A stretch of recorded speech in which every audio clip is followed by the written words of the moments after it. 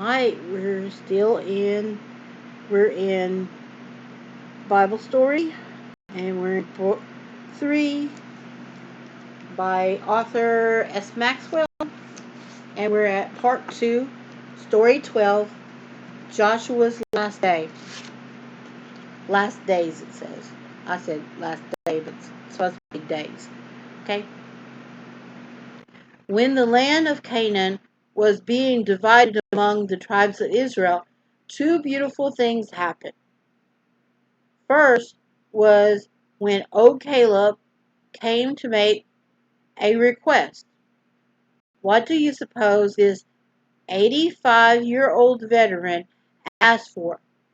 A nice flat piece of fertile land by the Jordan? No, indeed. Not he. Give me this mountain, he said, pointing to the one where the giant sons of Anak still live. Anak. Yeah, that's what it says. Yeah, I keep saying that. If so be the Lord will be with me, then I shall be able to drive them out. It was these very sons of Anak, son of Anak, who had frightened the people 40 years before. Now Caleb, brave to the last, offered to meet them in battle himself. He did, and he won. Then when dividing the land was almost over, Joshua's turn came. What did he request? As leader, he might have demanded the largest, beautiful tract of land, but he didn't. Instead, he asked for one little ruined city, which he had to rebuild. And when it was given to him, he called it Timnath Serah. Timnathserah. It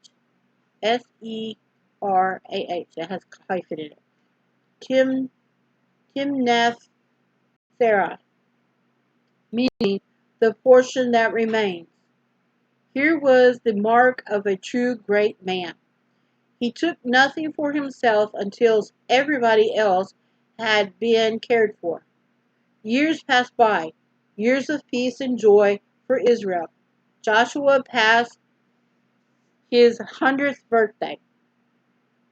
Soon after this, feeling that his end was near, he called all the people together as Moses had done before he died.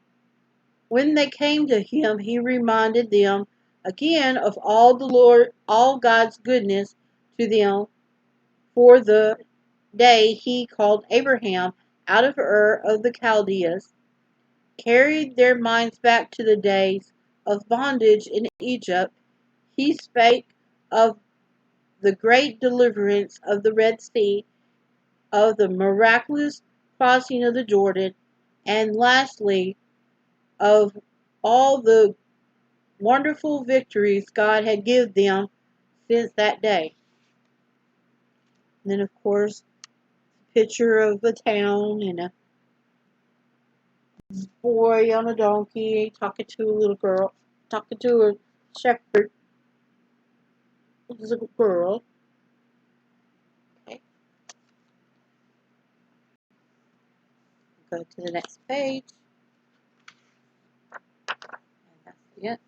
And it was only one page, so take good heed therefore unto thyself, that ye love the Lord your God. He implored them, fear the Lord and serve him in sincerity, and in truth. Then he warned them that what would happen if they should ever forget the God who had blessed them so, adding those last wonderful words of his. Choose you this day whom ye shall serve. And then a pause.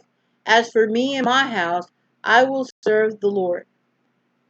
Deeply touched by their old leader's faith and his deep concern for them, the people replied, the Lord our God we will serve, and his voice we will obey. They meant it. Surely they did. And as long as Joshua lived, they kept their word. Then Joshua died, being 110 years old. And where do you suppose they buried him?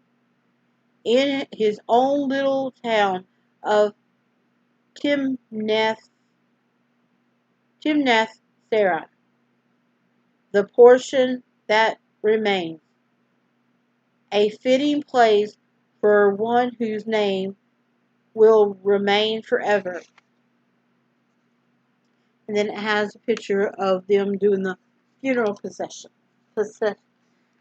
taking them to the tomb that they're made for him. And that was the end of part 2 of volume 3. So get ready to do the next ones, and see what happens. We're almost, let's see, we got part 3 and then part 4, and then we have volume 3 done, and then we'll work on the next. Got 4, 5, 6, 7, 8, 9, 10. Got 7 more books to go through. Should be have voice ache, but we'll see. Wait till next.